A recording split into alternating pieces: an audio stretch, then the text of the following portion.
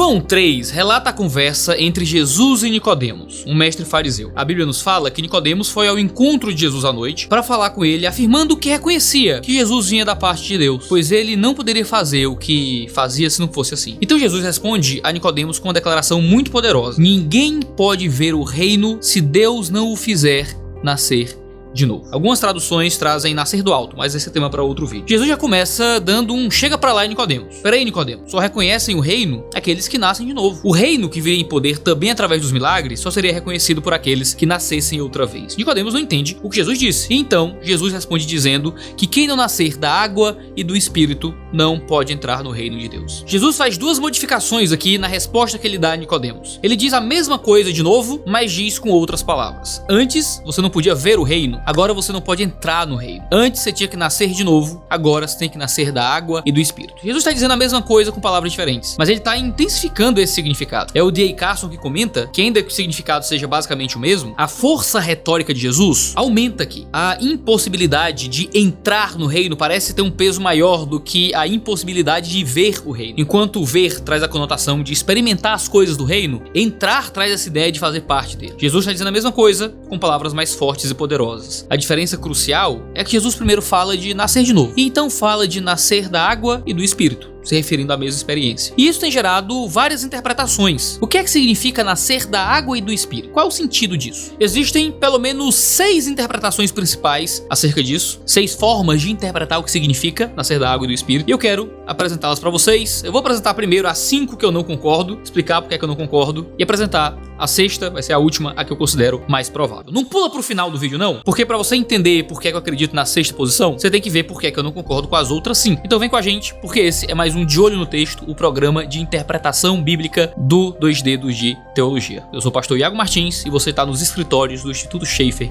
de Teologia e Cultura.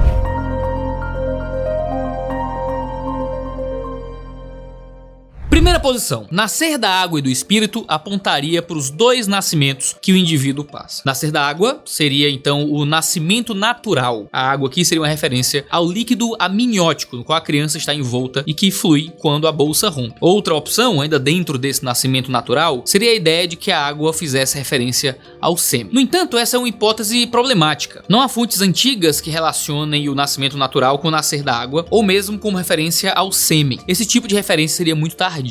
Assim é improvável que Jesus estivesse usando essa analogia no seu registro de João. E ainda que as fontes importantes para o evangelho possam relacionar água à fecundidade e à procriação de uma forma ampla, nenhuma tem uma conotação tão clara com sêmen ou com líquido amniótico de forma a tornar essa conexão óbvia. Então, aquela pregação famosa do Caba falando que Jesus estava oferecendo o sêmen ao oferecer água da vida é um problema interpretativo muito sério. A mulher podia interpretar que Jesus estava oferecendo sêmen ao oferecer água da vida. Isso é pegar textos muito tardios que usam sim água para se referir ao sêmen e trazer ao grego helenístico de séculos muito anteriores. Não orna com a construção do Evangelho de João. Além disso, a construção grega não favorece 2 nascimentos. A expressão inteira aqui, da água e do Espírito, está em paralelo com nascer de novo, devendo ser lida então de forma equivalente. Você tem um nascimento só, nascer de novo, um nascimento só, nascer da água e do Espírito. Por isso, toda a expressão deve ser vista como um único nascimento e não como 2 nascimentos. A segunda posição, e essa vários teólogos e intérpretes defendem, é que a água se refere ao batismo cristão. O argumento é que uma referência que é feita ao contexto próximo ao batismo de Jesus. Anteriormente, João conectou a água e o Espírito em um contexto batismal lá no capítulo 1. Smith, por exemplo, afirma que nascer da água é quase certamente uma referência ao batismo cristão, o qual seria acompanhado pelo dom do Espírito. Além disso, nascer da água e Espírito, obviamente, é equivalente a nascer de novo ou nascer de cima. Que a chave para entender esse termo estaria justamente em João 1, onde a água e o Espírito também estão juntos em conexão ao batismo. O batismo seria somente um sinal que deveria ser acompanhado pela coisa significada que seria o trabalho de purificação do Espírito. É o nascimento do Espírito que se torna então absolutamente necessário. O problema com essa visão é que ela não teria nenhuma relevância para Nicodemos, somente para os cristãos da igreja que saberiam a importância do batismo. Por isso seria muito estranho que Jesus repreendesse Nicodemos, porque ele não entendia o que foi dito. Jesus diz isso no verso 10: você é mestre de Israel e não entende essas coisas. Afinal, ele não ia entender mesmo. Não tinha como ele entender, porque Nicodemos não estava lendo o Evangelho de João. A gente está lendo o Evangelho de João, Nicodemos não está.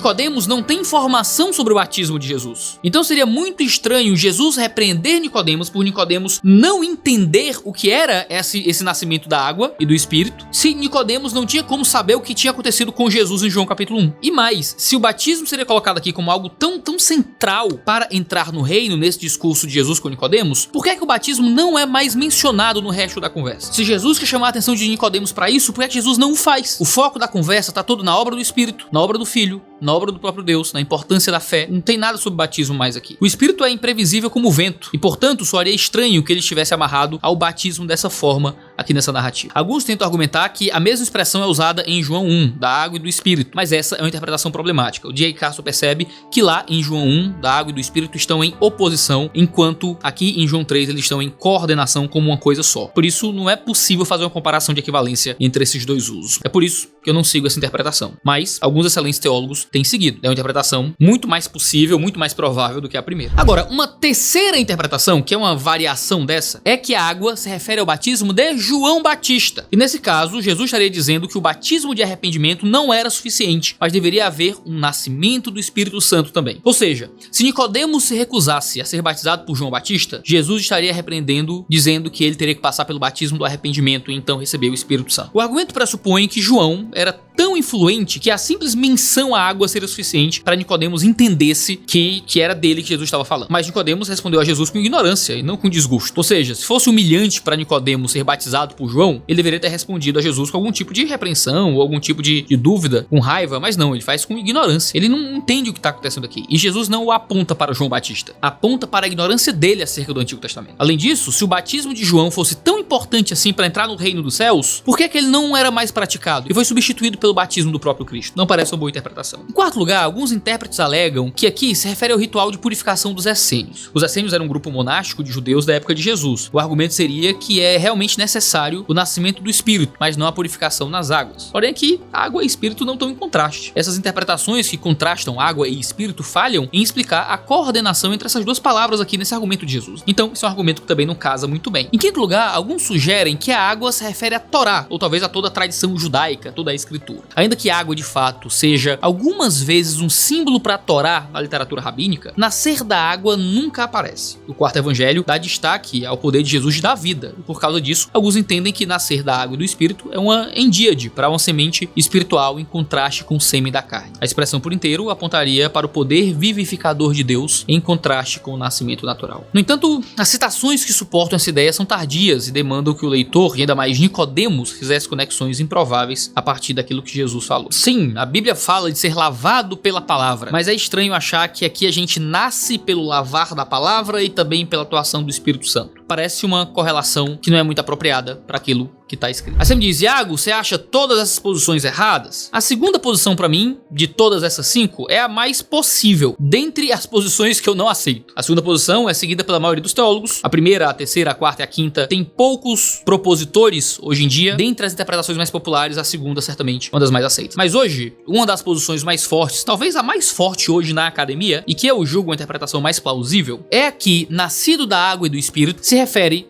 a Ezequiel, como uma coisa só e uma ação só equivalente a nascer de novo. E isso se dá pelo menos por 3 coisas. Primeiro, a preposição de aqui no texto, da água e do espírito, é uma só e governa tanto água como espírito. Seria de a água o espírito. Um único de pega aí os dois substantivos, fazendo com que a gente deva entender como uma construção que se refere a uma coisa só. A expressão é uma endíade, ou seja, uma figura de linguagem que usa 2 palavras diferentes para designar uma só coisa. O uso dessa endíade aqui ia ser tranquilamente entendida por um fariseu como Nicodemos. Em segundo lugar, a expressão está em paralelo com nascer de novo. Portanto, é somente um nascimento que está em vista e não 2 nascimentos diferentes. É assim que a gente interpreta um paralelo. Se nascer da água e do espírito está em paralelo, em equivalência de sentido com nascer de novo, então nascer da água e do espírito, essas 2 coisas, nascer da água e do espírito, significa nascer de novo. Não são 2 nascimentos separados, porque existe um paralelo aqui que concede equivalência e sentido para nascer da água e do espírito. Então, esse nascimento é um nascimento só. Em terceiro lugar, a gente sabe que Jesus repreende Nicodemos porque porque Nicodemos não entende aquilo mesmo sendo um mestre em Israel. Ou seja, Nicodemos deveria ter o Antigo Testamento e as suas implicações em mente para que ele pudesse entender aquilo que Jesus estava falando. O sentido daquilo estaria no Antigo Testamento, porque Nicodemos deveria entender por ser mestre do Antigo Testamento. Ou seja, a gente tem que olhar para o Antigo Testamento para entender do que Jesus está falando. E quando nós olhamos para o Antigo Testamento, muitas vezes água é usada de forma figurativa no Antigo Testamento para se referir a renovo, a limpeza, e especialmente quando aparece em conjunção com Espírito. Uma das passagens mais importantes é Ezequiel 36, 25 a 27. Nessa passagem nós lemos que a água e o Espírito vêm com força para purificar e transformar o coração, tornando-o apto para seguir a Deus. E isso é ressaltado quando a narrativa da pregação de Ezequiel aos ossos secos, que recebem vida novamente, vem justamente depois dessa passagem da água e do Espírito vindo transformar e purificar. Assim, o termo deveria ser entendido como um só nascimento, um nascimento que purifica e renova o indivíduo. É justamente a purificação e o renovo que são prometidos em todo o Antigo Testamento na Nova Aliança. Mesmo que o termo nascido da água e do Espírito não seja encontrado no Antigo Testamento, Ezequiel fala desses dois elementos juntos. E o próprio João, em seu evangelho, fala da água como uma metáfora para o Espírito. A ideia de que Israel era o filho de Deus dá o pano de fundo para imaginar Deus gerando um povo. Então, isso devia dar para Nicodemos uma noção de que Jesus estava anunciando a chegada dos tempos escatológicos, onde os homens seriam filhos de Deus, nascidos espiritualmente, como profetizava Ezequiel. Essa é a maravilhosa promessa da Nova Aliança, de que nós seríamos limpos e transformados internamente. E por isso, nascer de novo significa receber a purificação e a transformação do Espírito dentro de nós. O Espírito vem e nos lava, o Espírito vem e nos regenera e nos purifica. E essa ação do Espírito em nós é que é nascer outra vez. Em suma, Jesus fala para Nicodemos que somente os que forem regenerados pelo Espírito experimentariam e entrariam no reino. O reino era algo aguardado pelos judeus, e Jesus diz para esse fariseu que o reino não estava garantido a eles, exceto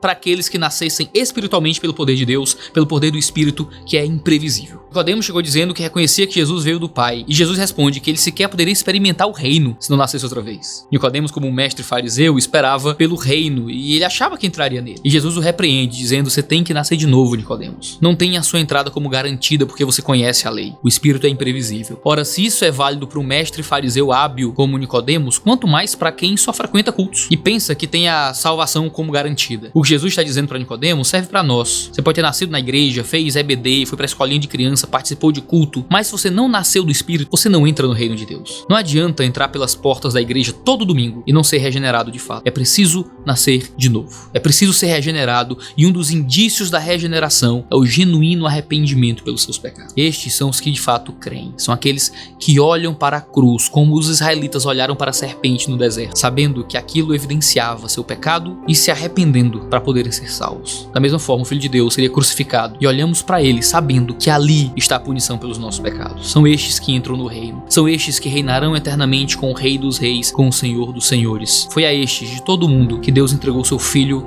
unigênito, para que todo aquele que nele crê não pereça, mas tenha vida eterna.